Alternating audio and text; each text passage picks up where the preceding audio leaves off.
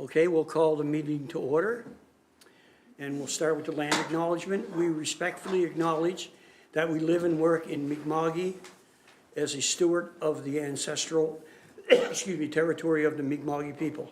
We are all treaty people. And this is just a continuation of the budget discussion, so I don't think we need an approval of the agenda. Mr. Topping, you have the floor. Thank you. Okay, so as you mentioned, this is a continuation of the budget discussion we began was it last week, the week before. So when we left off, we were on page 26 of the capital investment plan project. We were going through each of the different capital projects that are in the budget. So if there's no questions right up front, we'll just get going on that. So page 26, this is the continuation of the community wells project. So this is something that was initially in, or was contained in the 24-25 capital budget.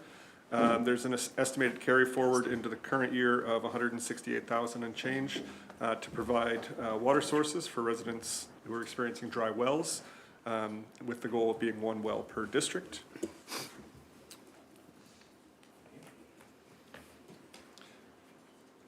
The next one on page 27 is $20,000 for the purchase of a hydraulic wood chipper. This is primarily to be used for property maintenance, trail maintenance, things like that. I think the current process would be any fallen branches and trees would need to be hauled out to the landfill to be disposed of, whereas this would be a nice option to chip them on site and save a lot of time and effort and energy on that.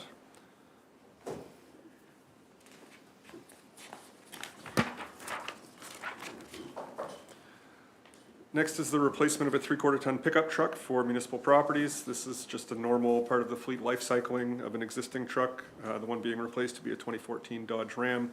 Estimated cost of $96,000 to be funded through borrowing.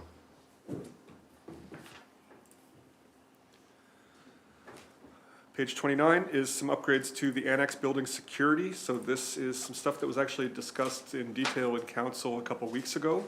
So I think you got all the details on that one. This is to revise or remodel the front entranceway in the annex building to provide a little more security and keep the public from being able to access the staff areas directly.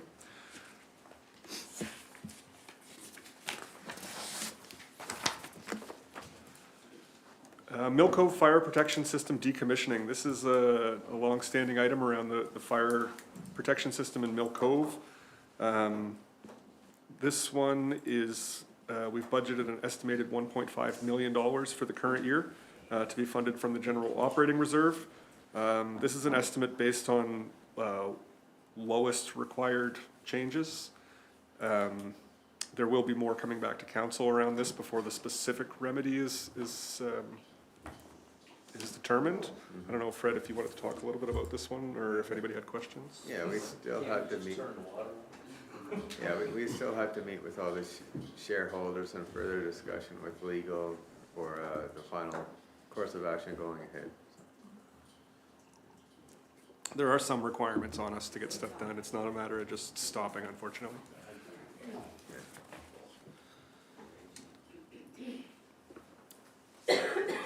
The next one is the new administration building and public works facility.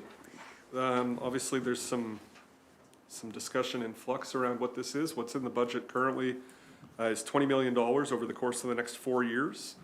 And that was for the design, their location, construction of public works and administration facilities.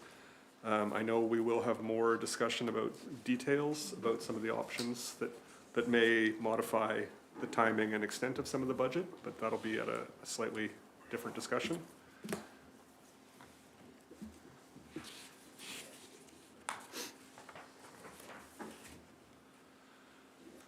Next is a hydraulic vehicle lift. This is for a 10,000 pound hydraulic lift for vehicle maintenance. So this would allow us to do some of our regular vehicle maintenance in-house, as opposed to having to move our vehicles to a third-party site, have them do the work and then bring them back. The cost estimated for this is $25,000 to be borrowed. I believe the installation would be put in, I think the plan is to put it at the landfill site and then do all of our vehicle maintenance there, or the stuff that can be done there. Now I'm on page 33. This one is for a program for investigation of potential potable water sources. This includes $150,000 per year for each of the next 2 years to do investigations of various different sources, to kind of pursue a bunch of different avenues to see where there may be suitable supply sources for potable water for a water service. So I guess we've sort of not going down the road of, Fred, maybe you can, like, go into halls and things like that, or how does that stand? Well, that's still part of the community well program, to have a Okay. community well in each district. I know, But yeah. This is to see what potential sources are. Well, we're still pursuing the community well Oh, side. absolutely, yeah. Okay, good. Yep. Yeah, the community wells is on page 26 where we started the day. Oh, And this okay. is about exploring sources Yep. for a larger water service. Yep.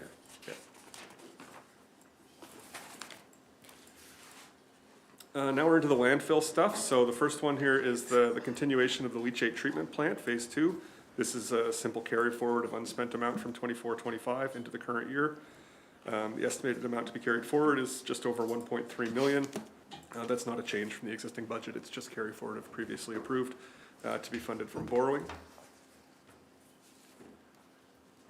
The industrial shredder, estimated budget of $2 million. This is another one that council has already approved through RFD.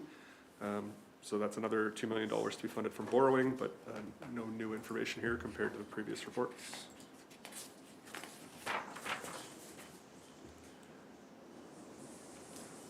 Gantry crane. So this is a 3-ton crane to be used for some of the larger uses at the maintenance of the landfill equipment. So $90,000 estimated to be funded through borrowing.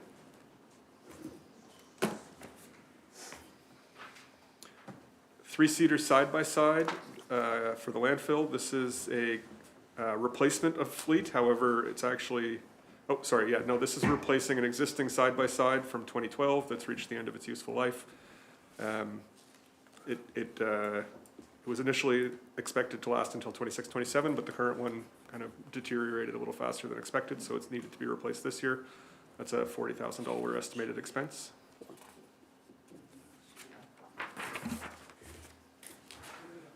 Construction of cell 4B. This one, right now, I believe we're still in the design phase, just about done that.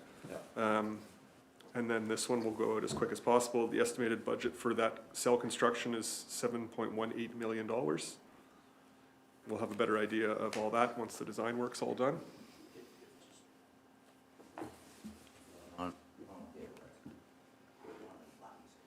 I just wondered, because I've been asked by a variety of people, we intend to build that this year? Yes. Yeah. Thank you.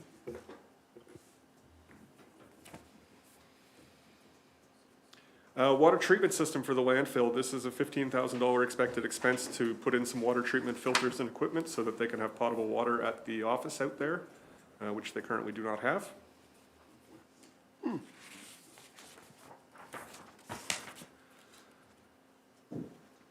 Next one is a heat pump for the maintenance building. Currently, the maintenance facility at the landfill does not have heating or cooling, which makes it a challenging spot to work during cold or hot periods of the year. So there's an estimated $30,000 to install a heat pump there to provide, climate control for that building.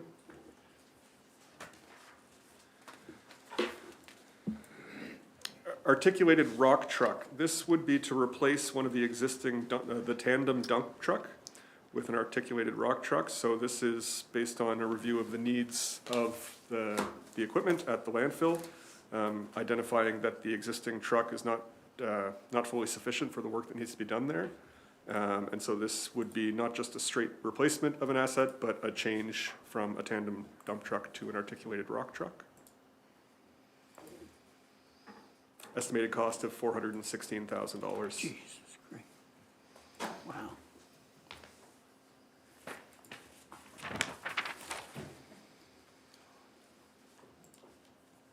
The next item is an SUV for the landfill. This is part of the regular fleet Life cycle replacement. This SUV would be replacing a half-ton truck that was used previously in this role. So a slight change in the needs based on a review of what the vehicles are used for, and identified that this one would be more fitting for the uses than a pickup truck. Estimated cost of $60,000.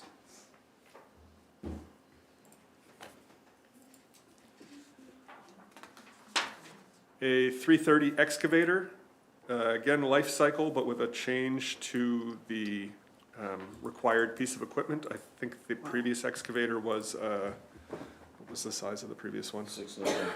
Yeah, it was a 16 ton, and this one's gonna be is it 30 ton? Anyway, life cycle replacement, $440,000 estimated cost.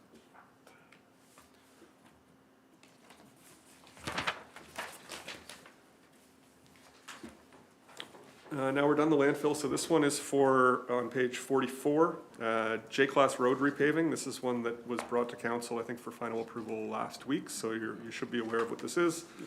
This was the road that was selected by the province from our list of top priorities.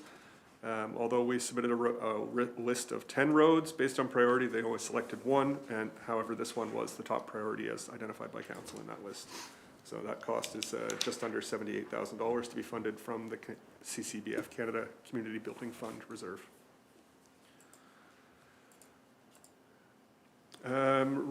Mill and pave Parkwood Drive, so this would be removing the top 50 millimeters of asphalt on that road and repaving it, preventative maintenance. This is not in the current year, actually. This is for the second year of the capital investment plan, but it's to communicate an intent to do that in 26-27 with an estimated cost of $500,000.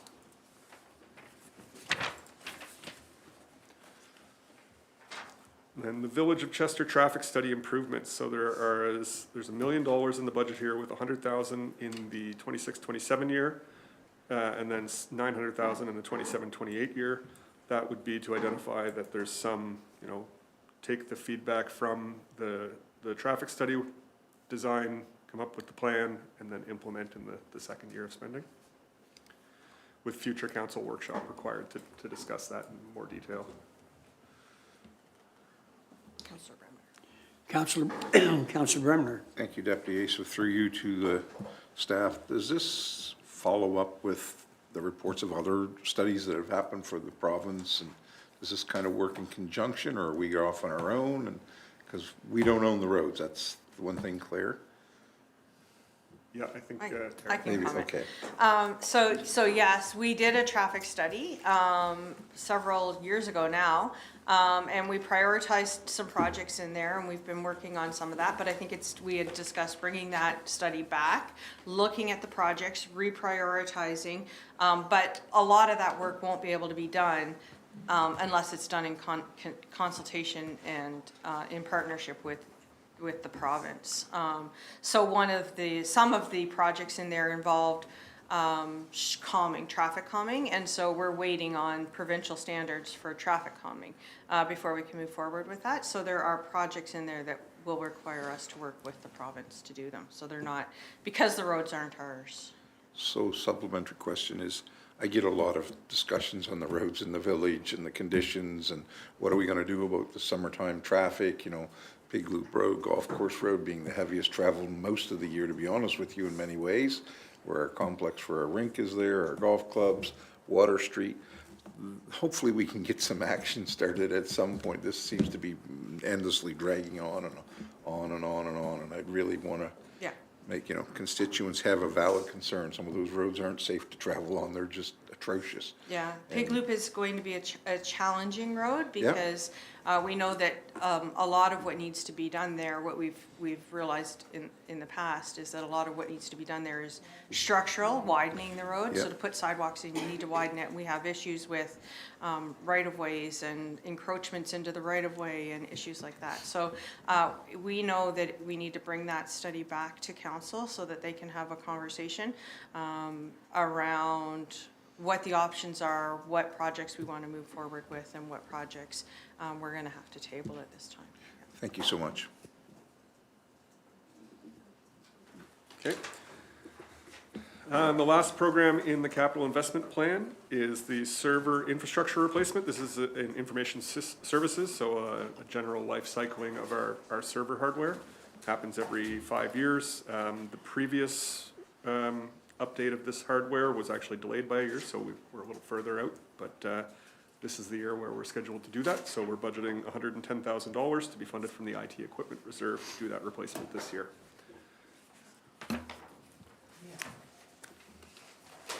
The fun stuff.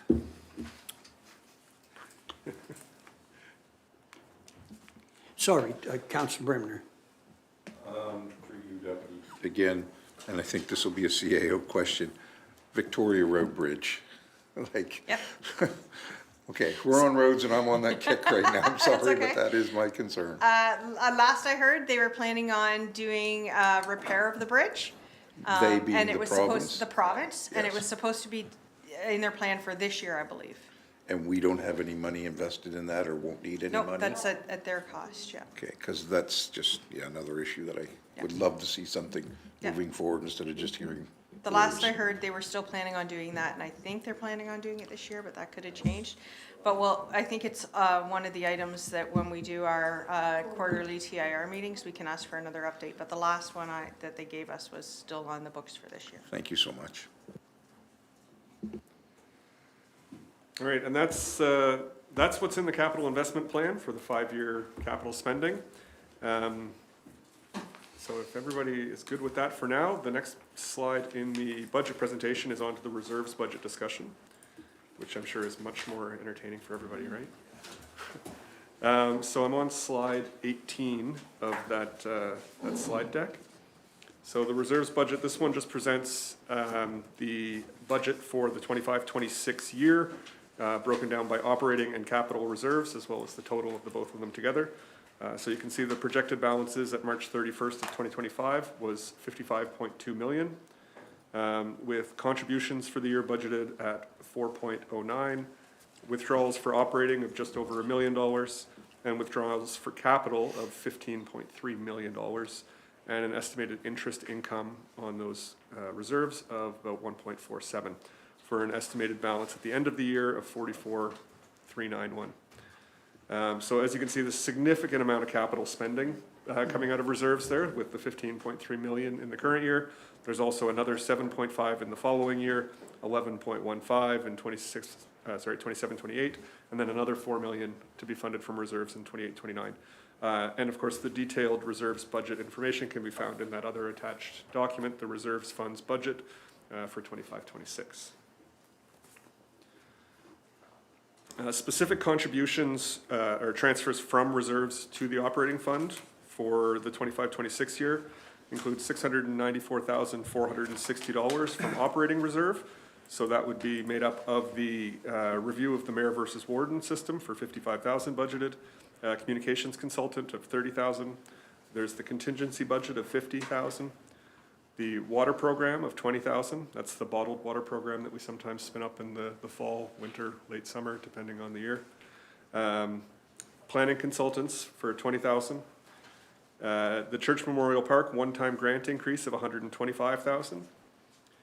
Digital services delivery strategy for $75,000. An IT environment needs assessment for $75,000.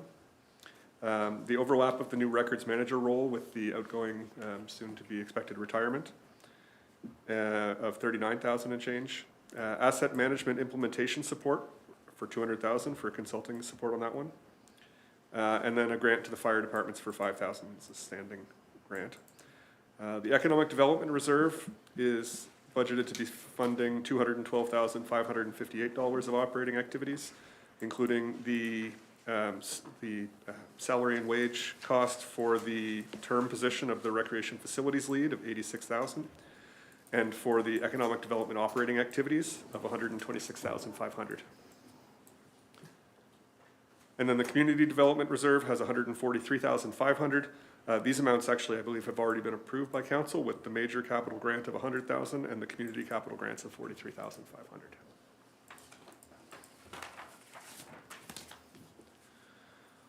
Contributions to the operating reserves for the year. So the general operating reserve has 337,681. That's 1/3 of the net wind energy revenue, so from the wind turbine and the wind farm developers tax for 318, and then there's a contribution for election funding of 19,000. The solid waste operating reserve is budgeted to receive $622,308 from the net operating surplus for the year for solid waste activities.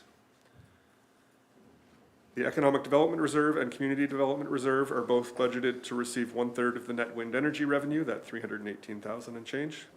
The Infrastructure Development Fund budgeted to receive 1.5 million, or 75% of the deed transfer tax. And the Sewer Reserve is budgeted to receive 33,207. That's the budgeted net annual surplus for the sewers program. Transfers to capital reserve, we're budgeting 620,000 to be put into the CCBF reserve. That's an estimated amount that we'll be receiving. We receive it, we put it right in reserve to be used later. The IT equipment reserve will be contributing 42,812. We're budgeting 15,000 to be contributed to the parkland reserve, and that's for the subdivision fees. And then asset retirement obligations reserve has a budget of 289,860 to be contributed primarily from landfill closure, post-closure obligations, but with some smaller amounts from the wind turbine decommissioning, as well as the ARO that we're required to maintain for the wharves.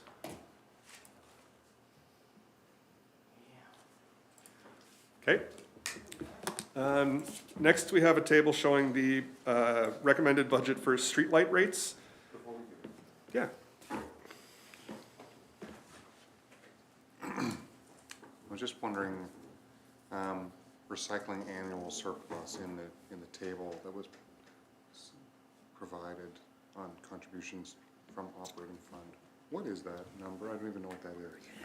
So, in general, the solid waste operating reserve receives the net surplus or deficit from each of the 3 solid waste programs, so landfill, recycling, and waste collection. So in this case, the recycling, it's surplus, but it's in brackets to indicate that's just the net cost of the recycling program, 94,000. So the contribution to the reserve is the net of those 3, which is a combined 622. The vast majority of that comes this year from the waste collection, and the other 2 are actually slight reductions to that contribution. And the reason the waste collection one is so much larger is just that's where the solid waste collection rate gets booked with that revenue, so the other ones don't have the tax revenue applied to them.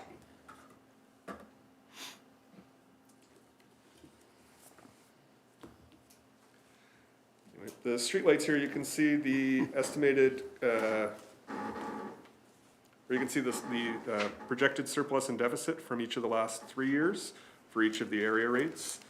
And then the rates for the last 2 years in each of those areas, and then the recommended rate for the current year. Most of these are actually recommended to come down slightly. It's just that we're trying to balance that surplus. If we look at, a surplus that's continuing to rise, we'll recommend reducing the rate. Just the same as if we see a deficit that's continuing to increase, we would recommend increasing the rate. And so this is sort of just a, is it going to be, it's very much like fine tuning each knob each year to see. So how would you do that, Tim, with so many different flat rate? How would you do that? Flat rate, assessment rate? How would you actually do that? How would we set these rates? Yeah, if you want to decrease them.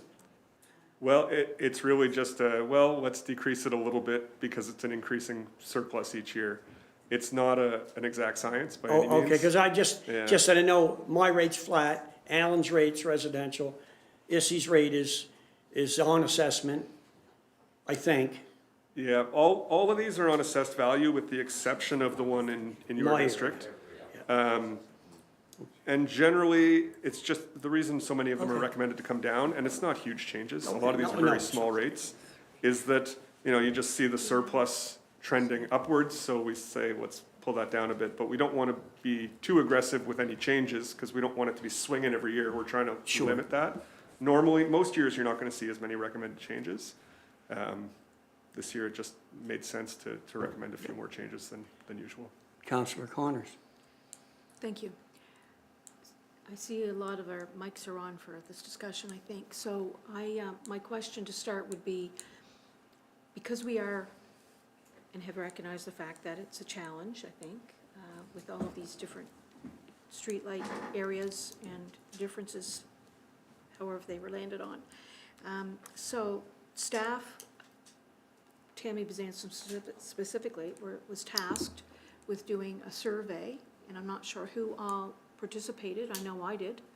She reached out to all of us that had streetlights, so I assume we all did. So I'm wondering where that collection of information is right now and when we're going to see that. I can answer that.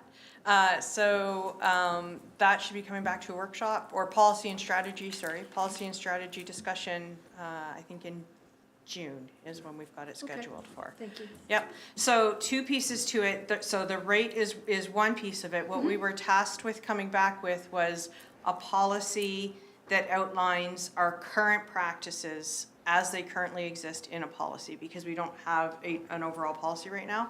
So the motion that came from council was to come back with a policy that reflects the current differences in each district. We'll bring that back and what that would look like along with this, and we'll have a discussion around that. So, yeah.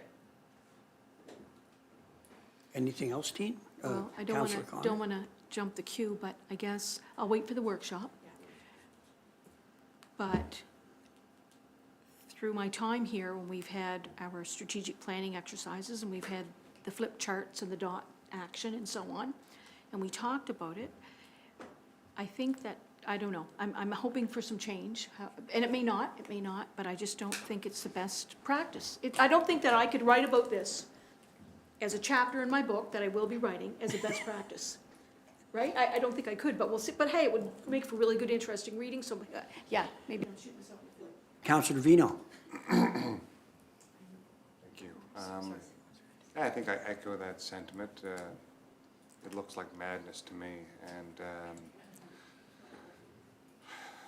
you know, I'm glad that it's gonna come back eventually, and we'll have a chance to dig into it a little deeper.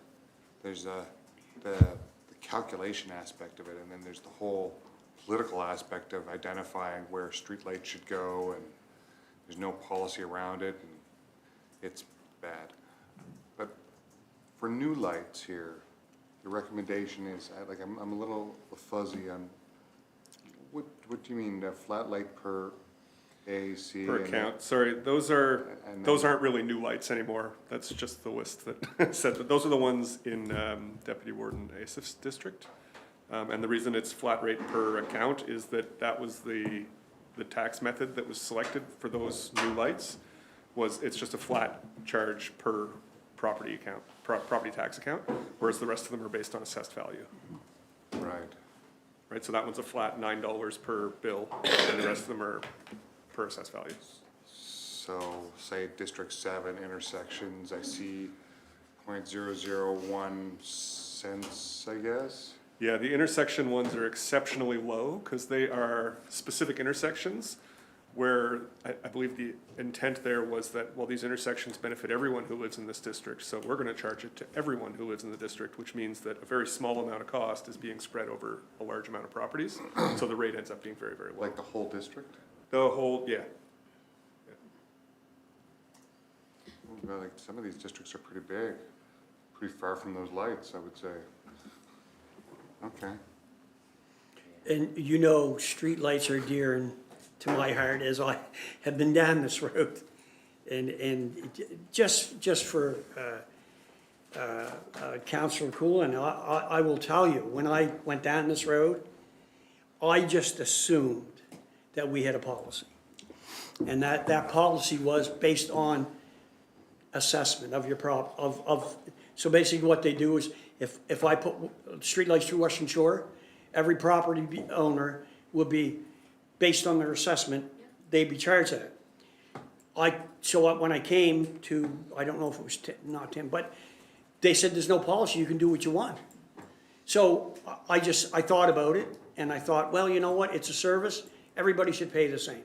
So I just basically figured out the lights, and they just divide it by the ratepayers. And that's how it was paid. So you pay the same, I pay the same if I'm assessed at 400,000, than Tina would at 200,000. Everybody pays the same. So this caused so much, when I looked at accounting down there, I don't know how these guys ever pulled their hair out. just for staff's perspective. But I mean, you know, that's the way it was done, but we certainly need a policy. So,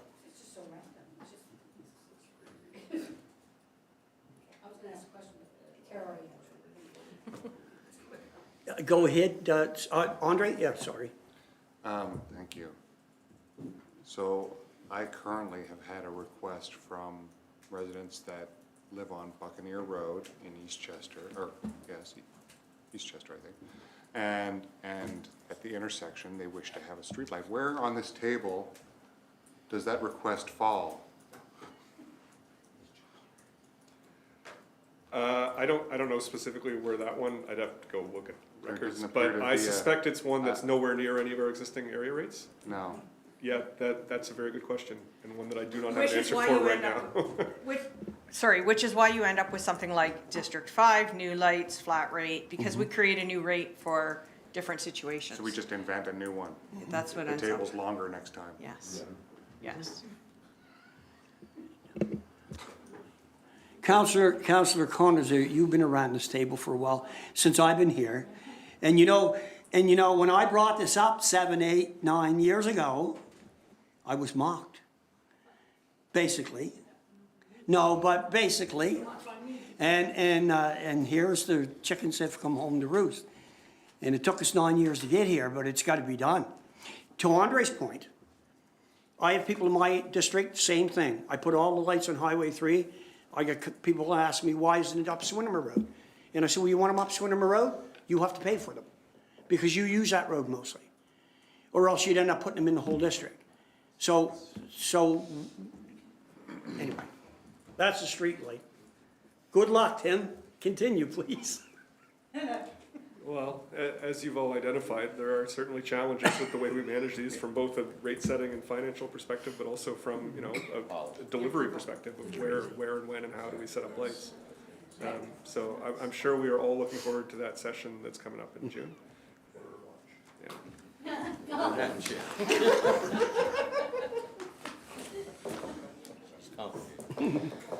All right, the next page shows the rates that were used in developing the estimates and everything that's included so far in the budget. However, there is a little more discussion, obviously. It's not, you know, it's not this is the rates. These are what was used to build the budget that's presented to you. As mentioned previously, they include a 1.1 cent increase on both the residential resource and commercial rates, as well as a flat 12.05 on the area rate for solid waste, an inflationary increase of 2.3% on the sewer EDU charge, and a flat rate on the Mill Cove hydrants, as well as the various different things that have gone into the streetlight rates. As an alternative, so over the past 2 years, Chester has reduced the residential resource rate by 2 cents per hundred of a taxable assessed value, which is about a 2.8% reduction, and the commercial rate was reduced by 3 cents, which is about a 2.0 reduction. As I mentioned, the 25-26 budget was prepared and presented based on reversing 1.1 cents of those previous reductions. However, council may wish to maintain the reduced tax rates by holding the rates at 68.5 cents and $1.50 for each of those rates. To achieve this would require reductions of net tax supported operating budget of approximately $264,000 compared to as what was presented. If council wishes to make those reductions, administration would recommend the following changes from what has been shown so far. The first change would be to remove 2 of the growth positions, 1 of the seasonal public works laborers and 1 of those interdepartmental service, customer service clerks.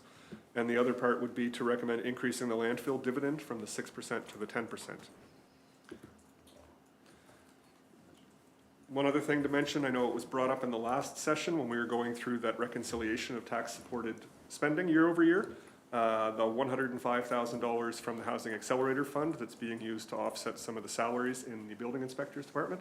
That is not an ongoing funding source. That would go away in the future.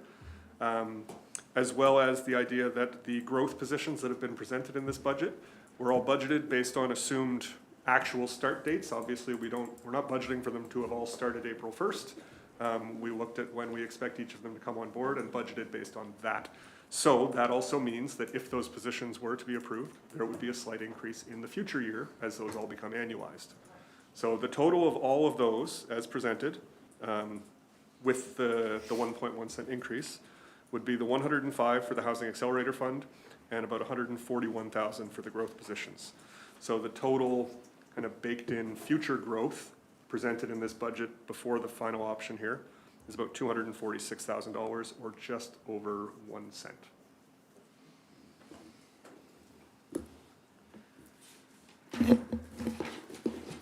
That's yours. Oh, sorry.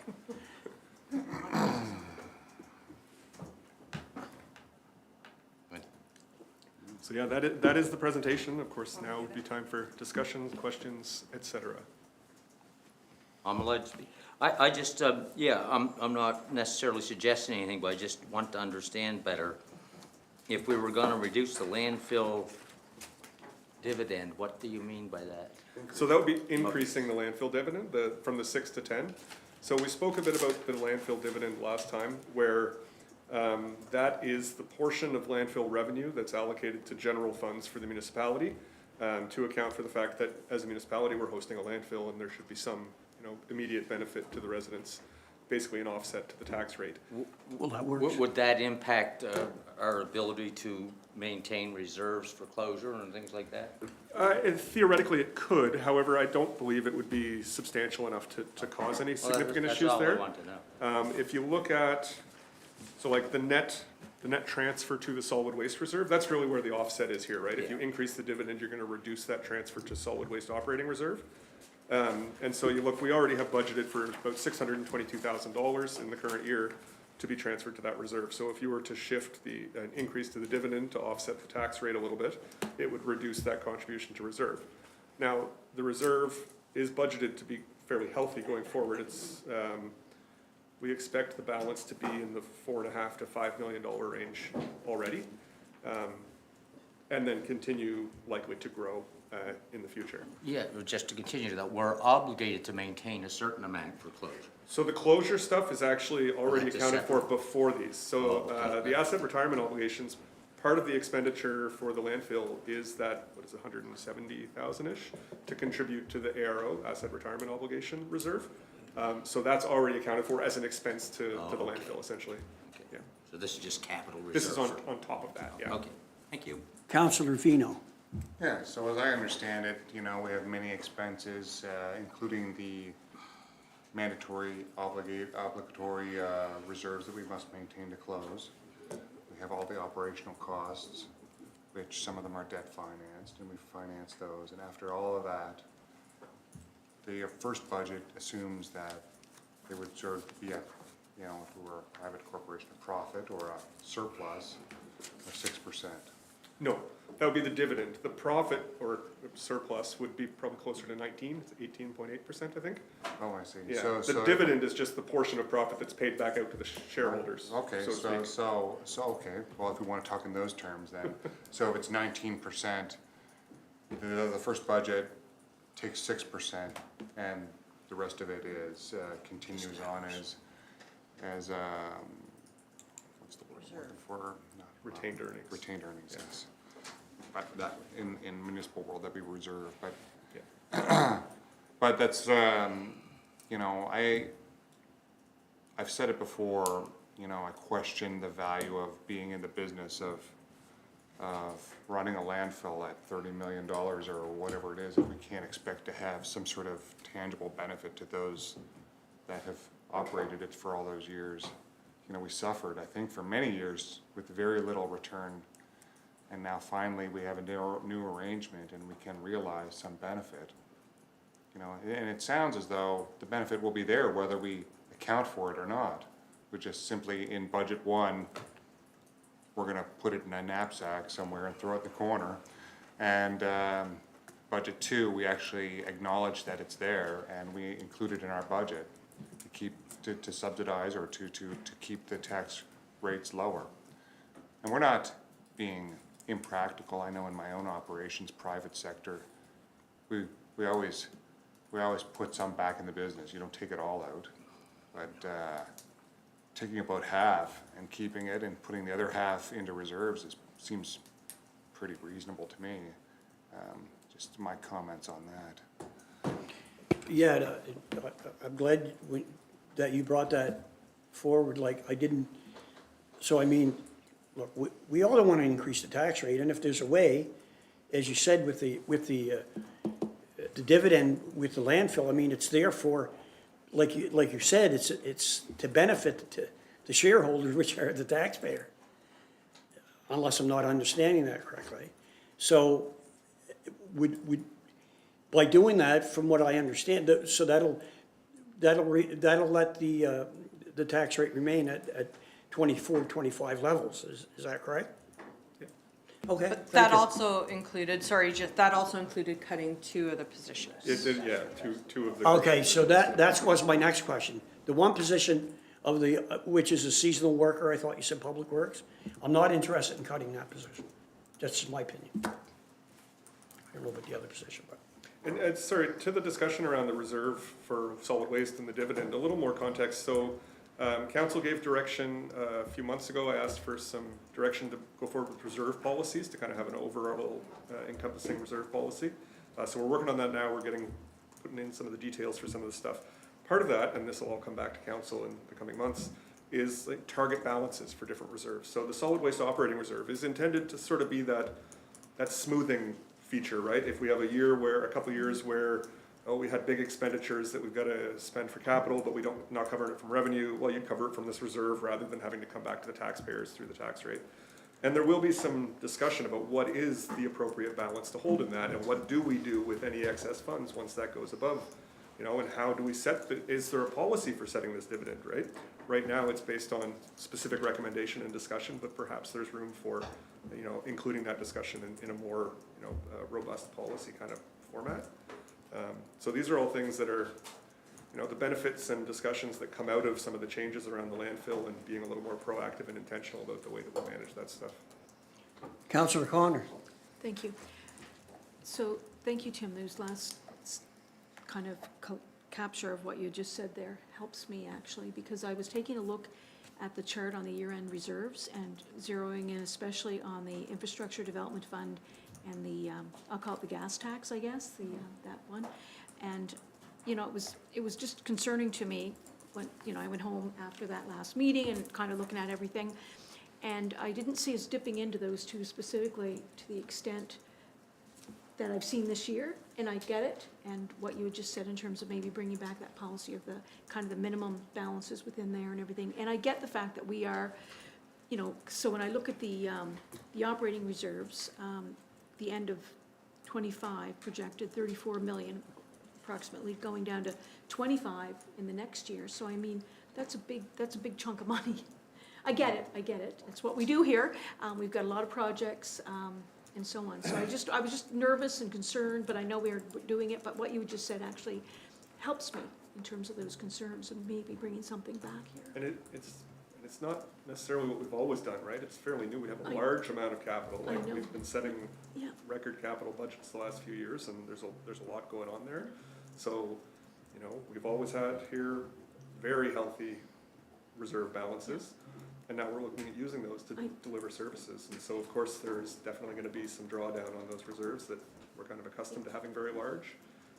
Yeah, so again, because been being here a few years, right, 12 years, so just what you said again, right? It's the first time that we're really immensely, really heavily dipping in, but it makes sense, we're doing it, and we're okay, so, thanks. Councillor Vino. Okay, well, first regarding how much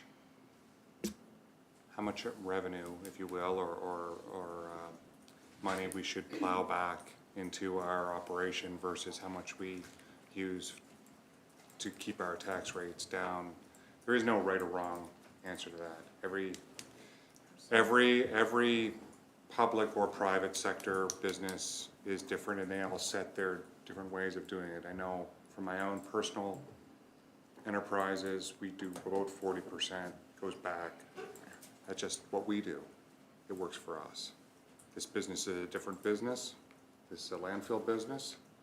What's right or wrong may have to be adjusted over the years. If you look at the landfill reserve, it's forecasted to continue to grow, as you said. So it is healthy. And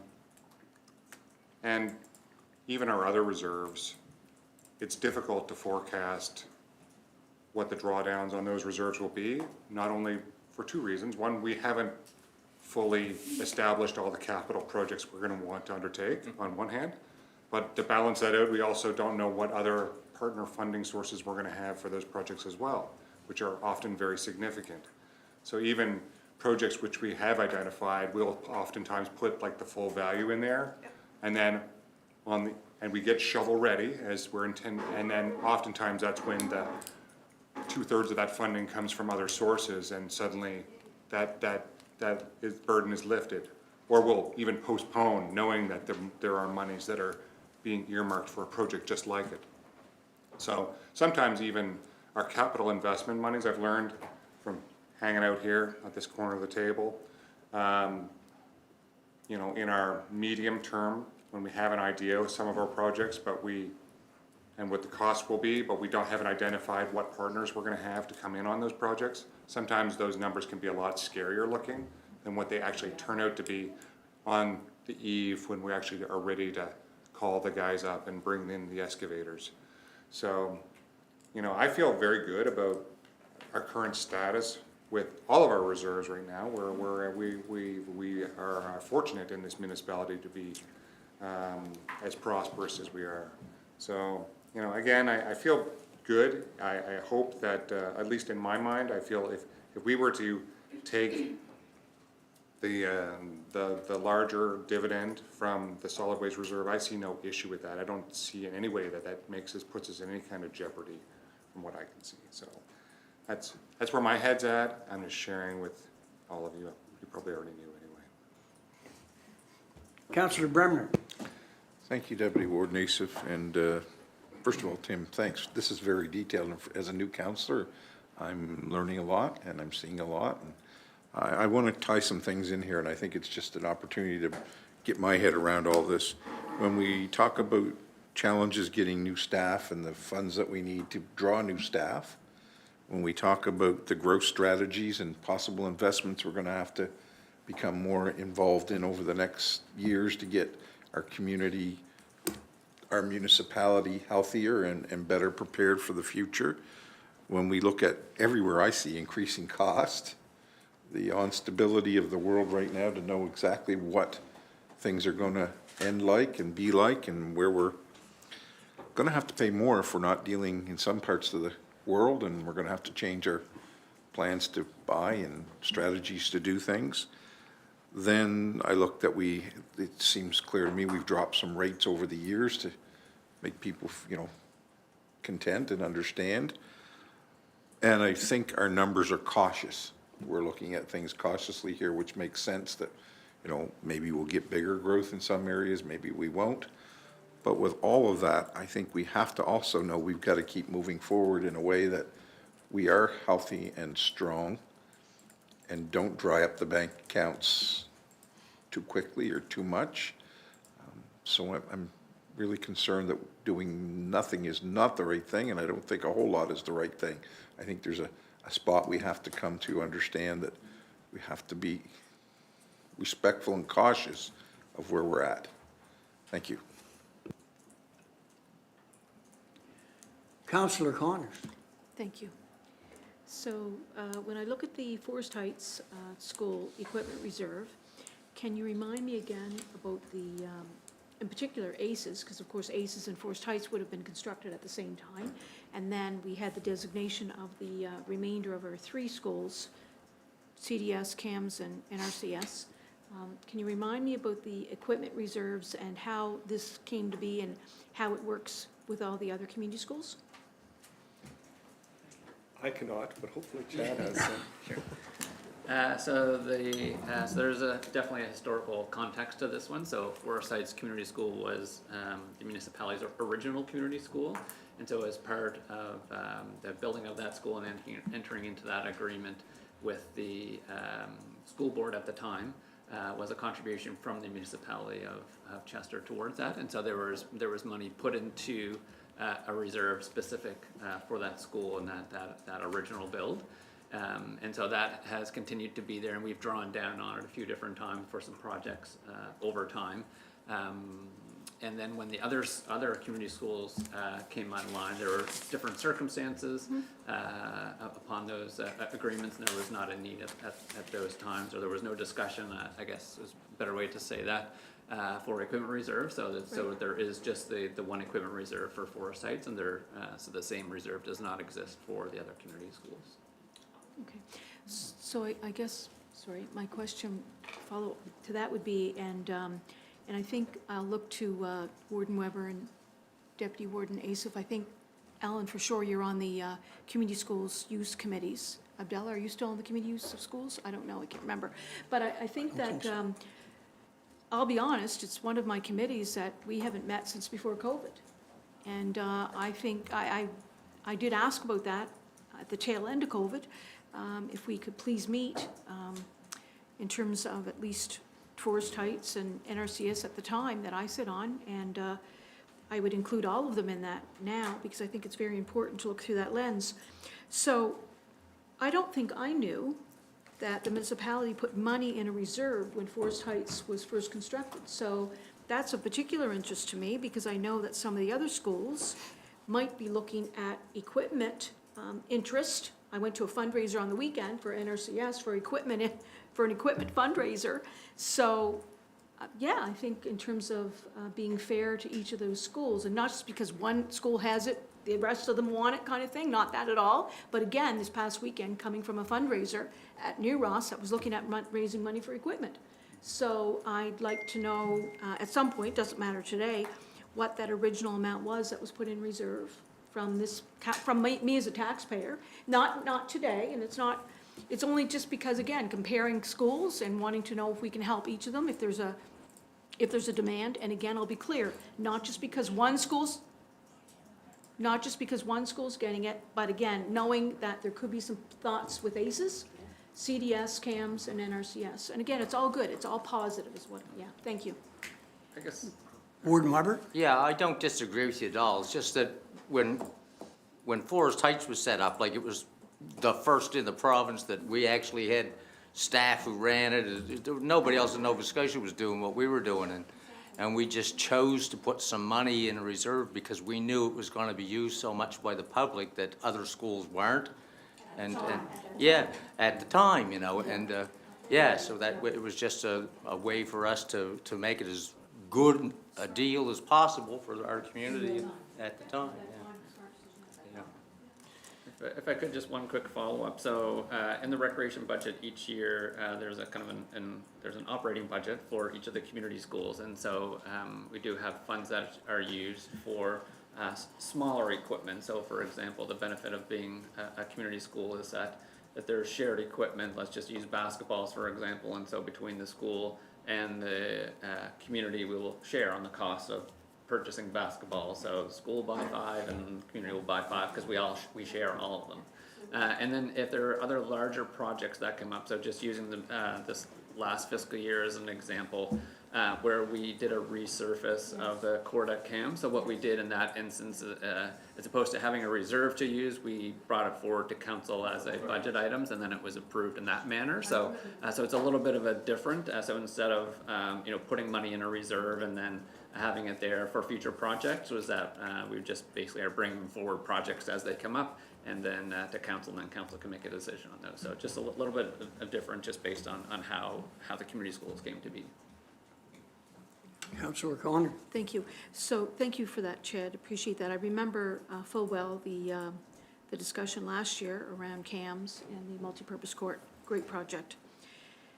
I guess this goes back a little bit too to having the committees meet again, because in my memory of when I first started on council in 2012, and those first at least 6 years having regular meetings with Forest Heights and ACES, Forest Heights especially, we talked about, and then I think New Ross, just before COVID hit, we might have those meetings too. But again, the splitting, looking at what the school might have for a budget and what the municipality might be able to do in terms of the shared use of some of that equipment, and whether it be basketballs or whatever it might be. So I really am looking forward to us calling our own meeting maybe. Thank you. Thank you. Sorry, Al. Warden Weber. Well, yeah, I'm kind of off of the school thing. I mean, I don't remember the last time we met either. It's been a long time. But just in the budget and the general overall sense, I don't have any real trouble with taking a little bit of that money from the landfill reserve, because I think that we are healthy enough there, and that's all right. I'm a little concerned with not hiring those two people, because, I mean, it's getting busier here all the time, and unless somebody tells me different, I mean, that's what everybody tells me all the time. And, you know, although I don't, we have to maintain our financial health, because they're not even in the budget, rinks and things like that yet. And at some point in time, unless something's different than the way I'm looking at it, capital projects aren't going away. They're going to grow. I mean, it is part of the growth strategy. It is part of what's taking place in our municipality. I mean, we're still waiting on the province to tell us how much we're going to have to pay for changing the roads and doing this and doing that, and, you know. And I just want to make sure that we don't allow ourselves to get into a position where we're taking too much out of our reserves and are not as financially sound as we should be. And that's, I guess I'll just leave it at that. Councillor Vino. Thank you. I want to just speak to a couple of those points. One is, you know, in terms of service delivery, this budget adds actually quite a number of staff. And, you know, the reduction that we're sort of talking about, of reducing by one counter admin person and one part-time labor position, both of those positions were, like, the proposal was to actually have two in each of those positions. So we're still increasing the capacity of both of those positions with additional staff, which we haven't even tried, just adding the one staff in each position and seeing how that would go. So I don't feel real bad about that. I mean, we may try one and find that it's providing adequate service.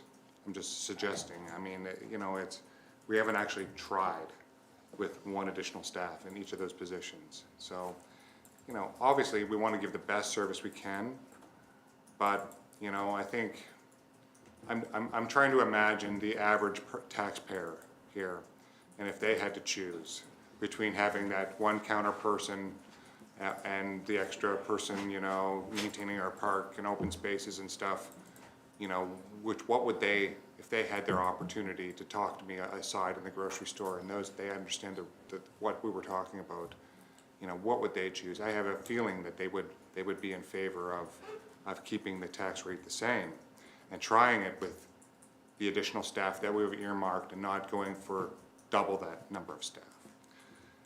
As far as future capital projects, such as potentially the arena and stuff, I have a feeling that those, like the arena specifically, that will end up likely going out as some sort of special area rate or something like that. I have a feeling there's going to be a lot of community consultation of how that particular infrastructure is funded, because it's such a huge piece. And realistically, it's specific to a certain segment of our residents that would actually use the facility. So it'll take a lot of communication to get people on board to you know, it'd be like if we were investing in a golf club or something like that, you know what I mean? Like only certain people do hockey and curling and whatever else this thing's gonna do if it were to be rebuilt. So, you know, there's gonna be a lot of exciting discussions to come, and how it's funded, you know, I have a feeling that's gonna be one of them, of course, because it's gonna be a big ticket. You know, even in 2018, you will recall, I think we went to a plebiscite for, you know, a potential $50 million project to put water in the village, you know, something that actually affects every single person here. And, you know, we didn't feel comfortable just making the decision on their behalf. Can you imagine this particular facility in that same kind of cost range, but only serving a certain small segment of the population instead. So even more politically charged than the water debate that we were unwilling to make the decision on in that council at that time. I think it's very unlikely that we're gonna unilaterally say, yeah, this is what we're gonna do, and then fund it from some sort of reserve. I think that's probably unlikely to happen. Councillor Connors. Thank you. So just to continue the discussion around the, if we are able to hold the tax rate, that slide, around. Oh, no, not, I didn't mean you had to put it up there, I'm talking out loud, right? So that slide in particular that we were talking about, that we all have on our iPads too, right? But I'm looking at, and I'm just gonna continue on and echo Councillor Vino's comments, because he said it much better than I will try to do, I'm sure. But I'm looking at that slide, and again, to hammer home again, just so people are realizing, that are watching, and that I've had, and listening and paying attention, and I've had conversations with others in my community, when they'll listen. Again, we are talking one of, so when we're, on that slide, when we're saying cutting this position, cutting that position, the proposal is 2 in each of those cases, so we again are still looking at 1 in each of those particular areas. So I appreciate Councillor Vino's comments and pointing that out. It's true, I am still on that page around trying with the 1. I'm okay with trying with 1 and see where we go. I am still there. Thank you.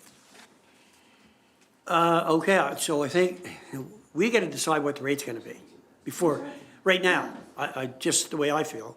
So what are we gonna do? We know people don't wanna move the rate at all. So, I'm sorry, I don't mean to look at you, Tim, that's, I mean, I'll give you an answer, but that's not up for me to decide. no, but you need an answer. We need to resolve this. If we go with option 2 for this year, oh, sorry.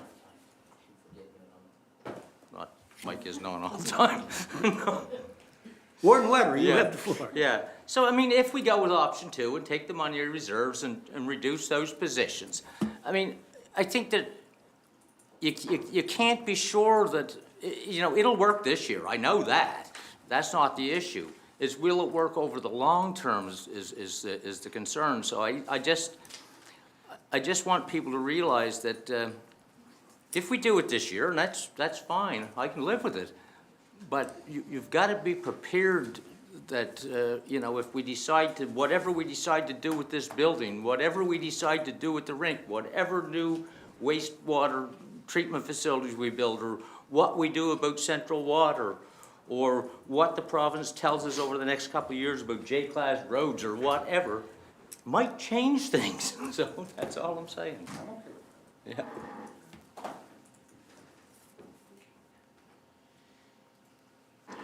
Councillor Church? Thank you. I think I would be comfortable holding the rate and not increasing it.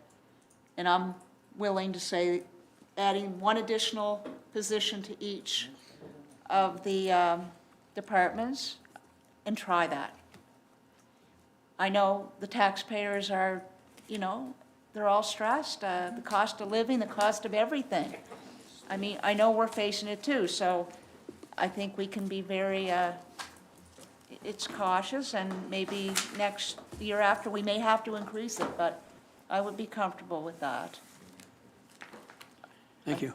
Yeah, the world's in a strange place. I'll just say that sorry, you see? Sure, thank you. Just give me 1 second here. I got shakes going on here. Thank you. I'm new at this, as we all know. We're here to represent our districts. We're here to represent the people who elected us in. And if we can look at those people and say, your tax rate is not increased this year, as opposed to it potentially could be increased next year due to new capital projects and new spendings that we may have to do, then I agree with Sharon. I believe that the tax rate should be held. Thank you. Thank you. I mean, to Andre's point, I know if you ask any taxpayer, they would tell you that. They want to hold the rate. I mean, that's like, anyway. But I just don't want to be caught into position that you know, in next year, we're gonna have to increase it 2% or 3%. That's the only, you know, nobody wants to raise the tax rate at all. I mean, I don't. And, you know, I'm fine with this year. But I just wanna, you know, anybody watching this live is gonna, you know, as Alan said, as Warden Weber said, we've got a lot of unknowns coming, and I just don't want us to be caught in a position where, you know, but, you know, for this year, absolutely, I'm fine. Councilor Vino, just give me 1 second here, buddy. I'm gonna turn your volume up. Doing a good job there, keeping us organized. I just want to say, yeah, I agree, that's great. And next year, if we have to do another cent or so, we'll address that at the time. That's future Andre's problem. But from what I can see in the forecast, we're still going to be in relatively decent shape. Of course, you never know in this environment that we live in, with all kinds of crazy stuff in the news, you never know what's going to get thrown at us. And yeah, of course, we'll have to adapt, as we always have. But, you know, we have healthy reserves all the way across the board. And yeah, we're going to be dipping into them a little bit. But even still, I can tell you, they're still quite healthy even compared with some of our municipal neighbors. We're doing okay. I think people should feel confident that yeah, I mean, that we're going to be okay. And so, you know, I'm glad for this consensus we're building here. I think that's going to be a good story because folks are stressed right now, and I'll be really happy to be able to tell them that we're hanging on. Just before I pass it on to you, Councilor Bremer, just to be clear, we keep the tax rate the same, okay? So how, we take the dividend, okay? So what about the other positions? Those are off the table for this year.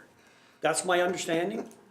By other positions, do you mean the ones on this last slide or the ones that were in that growth slide? No, I just want to know if that's right, how we're moving forward. So, with the alternative option, it would still include the growth positions that were included on that slide earlier in the presentation that we went through at the first meeting.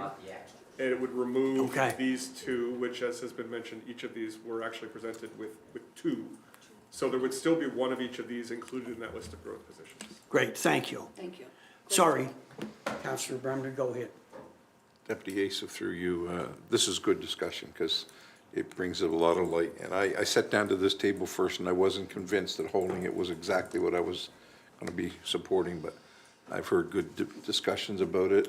I think I've heard where we have to look in years to come, and I hope we don't become blindsided, that we don't look at the reality in the next number of years, because I guess that's just everybody being cautious and looking at the best we can do. So I can support leaving it, taking the alternative 2, and going to 6 to 10%, and losing those 2 positions. I hear a lot of people say, you know, customer service and seeing things done is the most important thing they want, and the cost of saving. So this one's a cost saving and doing what we can to make it right. So thank you.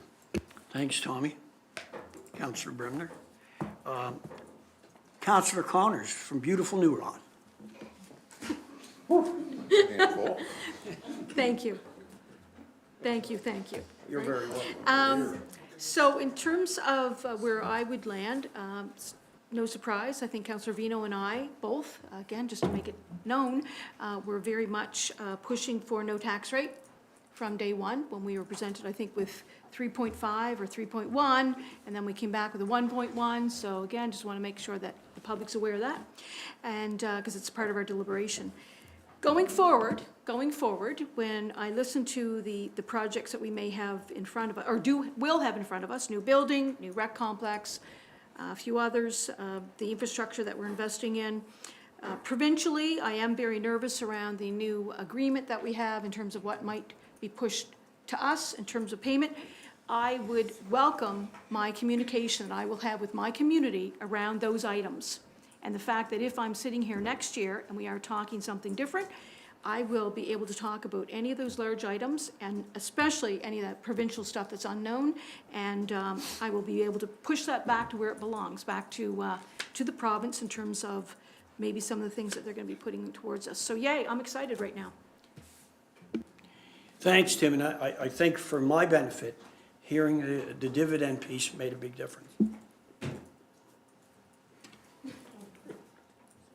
I just wanted to tag on one last little thing, and that when we do produce the communications around this budget, it would be important for us to emphasize how much extra we had to mandatorily contribute this year and still maintained the tax rate. That's crucial information that we must pass along so that they understand how much effort has gone into this.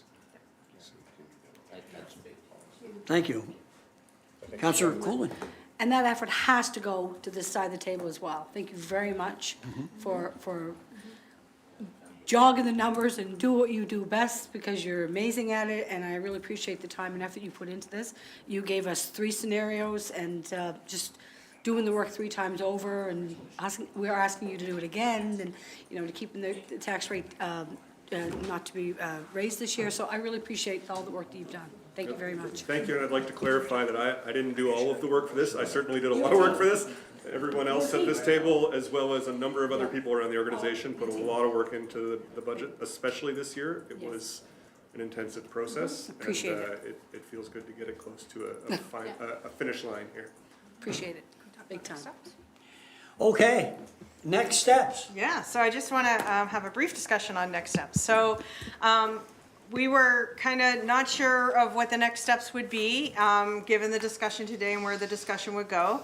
But it looks like we have good direction. So a reminder that we're in a policy and strategy session, and we're not making decisions and we're not making recommendations. No motions. It's about direction to staff. So I think we have the direction we need, that we can now come forward with a budget prepared that it sounds like council would be willing to support. So we need to figure out when you would like to have that come back to you for approval. So our next council meeting is on May 15th. We could wait until May 15th. We have no meeting this week because we're at the NSFM conference, and no meeting next week because staff are away at the AMA conference. But we do have Monday and Tuesday next week that if we wanted to do a special council meeting to approve the budget, you could. There is one other item there that we could talk about. From a staff perspective, you know, there's the seasonal position in there. There's a couple other positions that we're kind of waiting for budget approval to get out and advertise. One of those growth positions around the rec and the rec facility, we know that there's a committee kind of eager to get their work started, and we'd like to take some steps to sort of advance that. So if we had budget approval next week, we could start advertising those. The other option is to wait until the 15th. We could advertise those positions and make them subject to budget approval on the 15th. But it also holds up any of the capital projects that staff were looking to get out and start tender work on. So just a discussion on, would you rather? What works for, like, What next works, week? yeah. I think we should do it as quickly as we can, if possible. Yeah, so what works, Tara? Yeah, so we could look at a Monday session or a Tuesday session, and I'm not sure if you want to keep it in another, like, sort of 4 o'clock, 4:30, have it as a special council meeting. Monday the 5th? Monday? Appreciate it 4 o'clock, if that's possible. 4 o'clock on Monday? I think that's a great idea. Monday, 4 o'clock. Okay, send us out an invitation. Okay. That'll be 2 topics, CAO. There was one topic we talked about this morning, and I can't remember what it was now. Sorry, yes, it would be an in-camera discussion. Yes, we're open for a motion to adjourn now? I will entertain a motion to adjourn. So moved. Moved by Warden Weber, seconded by Councillor Clarissa Coolin. All those in favor? Aye. Opposed? The motion is carried. We are adjourned, and I get home to see half of my story.